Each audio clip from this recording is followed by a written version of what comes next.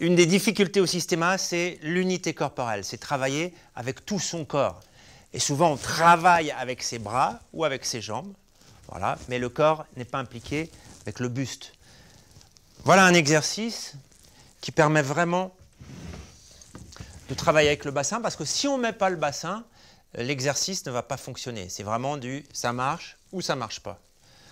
Donc l'idée, c'est que mon partenaire va me piquer comme s'il voulait voilà, me pousser.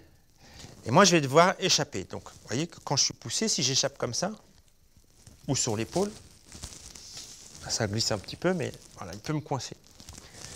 Comment j'utilise mon bassin? C'est-à-dire, je sens la direction où ça va, et je laisse tomber un genou vers le sol. Et là, ça me permet d'utiliser mon bassin. Je souffle.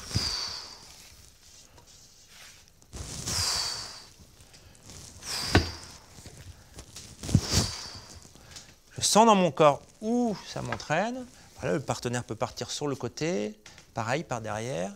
J'ai juste besoin de laisser tomber mon genou. Si je suis plus ancré dans ma chaise, je peux faire la même chose. Voilà, je développe cette capacité à utiliser mon bassin. Et vous voyez qu'il n'y a besoin de rien d'autre. Une fois que j'ai fait ce travail-là, je vais utiliser mes bras comme si je me savonnais pour que le bâton glisse. Donc je ne l'écarte pas comme ça avec les bras. Je glisse. Vous voyez? Mes bras restent le long de mon corps. Il faut que ça soit comme si c'était par hasard que je venais pour enlever le bâton. Vous voyez? Là, je gratte mon pied. Là, je gratte mon pied. Pousse. Hop.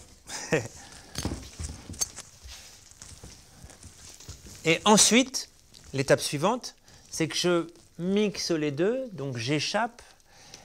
Vous voyez, le partenaire vient vers moi, et avec tout mon corps, je le déstructure. La première étape, c'est d'échapper. Et ensuite, j'ai les genoux, j'ai les hanches, j'ai les coudes à portée de main. Je peux utiliser la jambe aussi. Parce que là, si je suis vraiment avachi, je tourne. Avec la jambe, ça sera plus facile parce que là, je suis loin.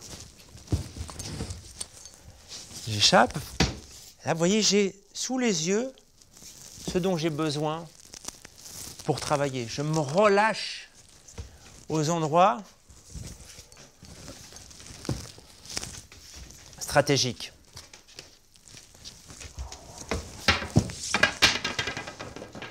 Une fois que j'ai acquis ce mouvement quasi systématique des hanches,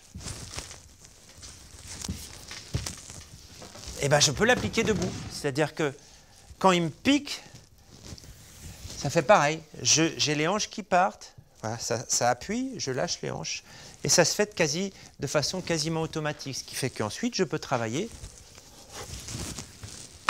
sur l'attaque bâton. J'ai juste besoin de bouger les hanches pour éviter le bâton. Et comme il attaque avec tout son corps, bah, il vient sur moi pour pouvoir que je puisse travailler. Allez pas chercher le partenaire. Je ne vais pas le chercher au moment où il arrive. Je ne vais pas le chercher ici. Parce que si je travaille ici, non, ça ne va pas. J'utilise l'inertie du mouvement, là, pour travailler avec un partenaire proche. Ou juste là. Vous